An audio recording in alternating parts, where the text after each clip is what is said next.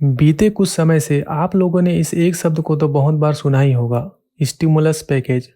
इस stimulus package को हाल ही में चाइना के द्वारा घोषणा किया गया है। तो आखिर ये है क्या और ये इतनी चर्चा में क्यों है?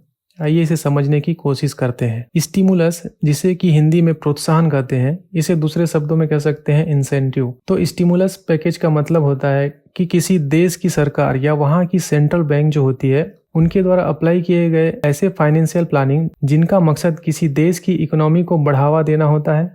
ये आमतौर पर तब लाए जाते हैं जब उस देश में आर्थिक मंदी या आर्थिक संकट या फिर उस देश की कोई विशेष सेक्टर गिरावट से जूझ रही होती है। तो चलिए इस स्टिमुलस पैकेज को हम कुछ पॉइंट्स में समझने की कोशिश करते हैं। तो पहले हम इसके मेन ऑब्जेक्टिव को समझने की कोशिश करते हैं। पहला ऑब्जेक्टिव है आर्थिक मंदी या इकोनॉमिक डिप्रिसिएशन को रोकना। किसी देश की इकोनॉमिक डिप्रिसिएशन को रोकने के लिए वहाँ के बाजार में मांग और उत्पादन को बनाए रखना होता है। इसका मतलब यह है कि सरकार और केंद्रीय बैंक ऐसे तरीका अपनाते हैं जिससे इकोनॉमी में फाइनेंशियल एक्टिविटीज स्टेबल रहें और मंदी यानी कि डेप्रिसिएशन को रोका जा सके। फिर नेक्स्ट, बेरोजगारी कम करने के लिए नए रोजगार के अवसर पैदा करना होता है। मतलब कि इकोनॉमिक पॉलिसी और प्लान्स के जरिए ऐसे सिचुएशंस बनाते हैं जिससे ज़्यादा से ज़्यादा लोग काम पा सकें।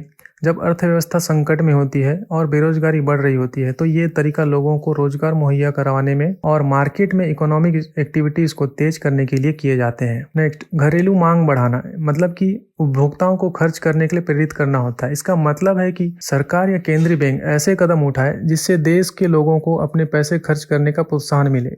ये किसी भी अर्थव्यवस्था के लिए महत्वपूर्ण होती है क्योंकि जब लोग ज़्यादा खर्च करते हैं तो बाजार में मांग यानी कि डिमांड बढ़ती है। इससे व्यापार और उद्योगों को फायदा होता है, उत्पादन बढ़ता है और नई नौकरियां भी पैदा होती हैं। नेक्स्ट है निवेश को बढ़ावा देना या कारोबारों को विस्तार करने और उत्पादन बढ़ाने के लिए प्रोत्साहित करना। इसका मतलब है कि सरकार या केंद्रीय बैंक ऐसी पॉलिसीज या और स्कीम्स बनाते हैं जो बिजनेसेस को नई प्रोजेक्ट्स में इन्वेस्ट करने, उत्पादन क्षमता बढ़ाने और अपने कामकाज का विस्तार करने के लिए प्रेरित की जाती है। जब कंपनियां ज्यादा इन्वेस्ट करती हैं तो उत्पादन, रोजगार और इकोनॉमिक एक्टिविटीज इंक्रीज होती हुई देखने को मिलती है। इसका पर्पस इकोनॉमिक स्लोडाउन या फिर आर्थिक मंदी के समय बाजार को सक्रिय बनाए रखना और लॉन्ग टर्म में इकोनॉमिक ग्रोथ इंश्योर करना होता है। ये सभी तो हो गए इसके मेन ऑब्जेक्टिव्स। अब हम इसके की कंपोनेंट्स के बारे में जानने की कोशिश करते हैं, जिसमें पहला आती है मॉनेटरी पॉलिसी। इसके लिए ब्याज दरों में कटौती करनी होती है। ब्याज दरों में कटौती से कई तरह के फायदे होते हैं, जैसे कि ब्याज दरों में कटौती होने से घर या गाड़ी खरीदने के लिए लोन लेना सस्ता हो जाता है, या फिर अगर पहले से लोन लिया हुआ है तो उसकी ईएमआई कम हो जाती है। कंपनियों के कर्ज की लागत कम होने से वे ज्यादा हायरिंग कर सकते हैं। इससे लोगों के पास ज्यादा पैसा आता है और वे खर्च बढ़ाते हैं। इससे अर्थव्यवस्था की रफ्तार तेज होती है और देश को फायदा होता है। ब्याज दरों में कटौती से शेयर बाजार और गोल्ड पर सकारात्मक असर पड़ता है और ब्याज दरों में कटौती से कंपनियों को सस्ती दर पर कर्ज मिलता है, जिससे वे रोजगार के मौके बढ़ा सकती है। नेक्स्ट आता है इसमें केंद्रीय बैंक द्वारा बाजार में नकदी बढ़ाना।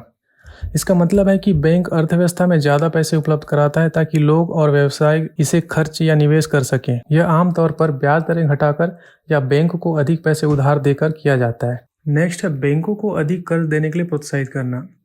इसका मतलब है कि केंद्रीय बैंक ऐसी नीतियां अपनाता है जिससे बैंक सस्ते में पैसे उधार लें और इसे लोगों और व्यवसायों को कर्ज के रूप में दे सकें। इससे क्या होता है कि उस देश की आर्थिक गतिविधियां बढ़ती हैं। सेकंड की कंपोनेंट की बात करें तो इसमें आती है फिस्कल पॉलिसी।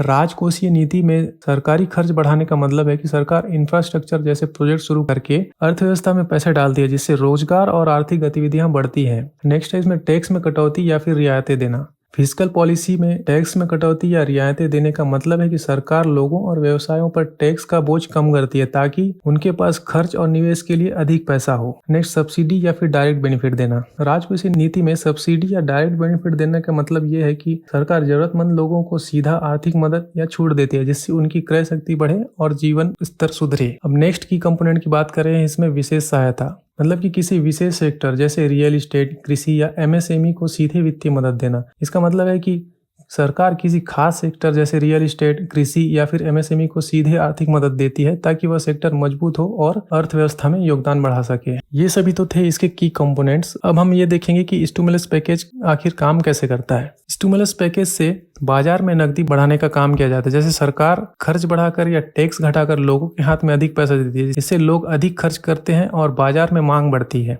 नेक्स्ट है बिजनेसेस को सहायता देना, मतलब स्मॉल और मीडियम बिजनेसेस मतलब कि एमएसएमई अर्थव्यवस्था की रीढ़ माने जाते हैं। इसमें प्रोत्साहन देने के लिए सरकार या बैंक कम ब्याज पर लोन देते हैं और टैक्स में छूट की रियायतें प्रदान करते हैं। नेक्स्ट है निवेश और रोजगार। इंफ्रास्ट्रक्चर प्रोजेक्ट्स जैसे सड़कें, रेलवे और बिजली संयंत्र बनाने से रोजगार पैदा होते हैं और आर्थिक गतिविधियां तेज होती हैं। आइए अब इसके कुछ उदाहरण देखते हैं। 2008 का वैश्विक वित्तीय संकट, अमेरिका ने $700 बिलियन का ट्रबल्ड एसेट रिलीफ प्रोग्राम लागू किया और साथ ही भारत ने भी उस समय कृषि और निर्यात क्षेत्रों में सहायता दी। सेकंड है कोविड-19 महामारी, जो कि 2020 में आई थी, जिसमें भारत ने 20 लाख करोड़ रुपए का पैकेज लॉन्च किया था जिसका नाम था आत्मनिर्भर भारत अभियान।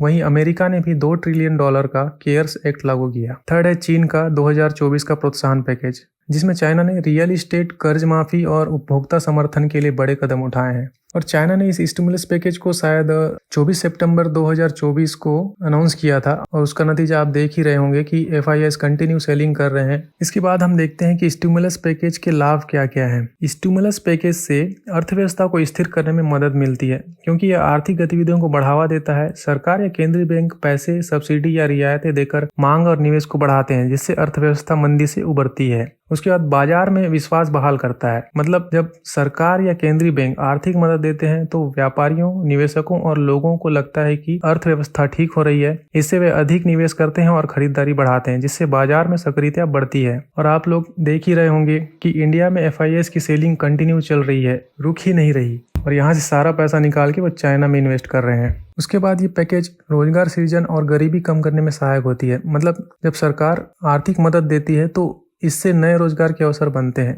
लोग काम पाकर अपनी आय बढ़ाते हैं, जिससे गरीबी में कमी आती है और जीवन स्तर सुधरता है। ये सभी तो इसके फायदे थे, पर स्टिमुलस पैकेज की कुछ चुनौतियां भी होती हैं, जैसे कि यदि पैसे का सही उपयोग नहीं होता तो यह महंगाई बढ़ा सकता है। मतलब कि अगर सरकार या केंद्रीय बैंक द्वारा दिया गया पैसा सही तरीके से खर्च नहीं किया जाता तो यह अर्थव्यवस्था में अधिक पैसे की आपूर्ति कर सकता है। इससे मांग बढ़ेगी, लेकिन अगर आपूर्ति नहीं बढ़े तो कीमतें यानी कि महंगाई बढ़ सकती है। उसके बाद सरकारी कर्ज बढ़ सकता है, मतलब कि जब सरकार अर्थव्यवस्था को मदद देने के लिए बड़ी राशि खर्च करती है तो उसे पैसा उधार लेना पड़ सकता है। इससे सरकारी कर्ज बढ़ता है, यानी कि सरकार पर ज्यादा कर्ज चढ़ सकता है, जिसे भविष्य में चुकाना भी होता है। उसके बाद अल्पकालिक राहत के बावजूद दीर्घकालिक समस्याएं बरकरार रहती हैं। मतलब है कि आर्थिक मदद से तुरंत राहत मिल सकती है, जैसे रोजगार और उत्पादन में वृद्धि, लेकिन लंबे समय में आर्थिक समस्याएं जैसे बेरोजगारी या कर्ज का बोझ बरकरार रह सकती है। यह सिर्फ अस्थायी समाधान हो सकता है, स्थायी सुधार नहीं।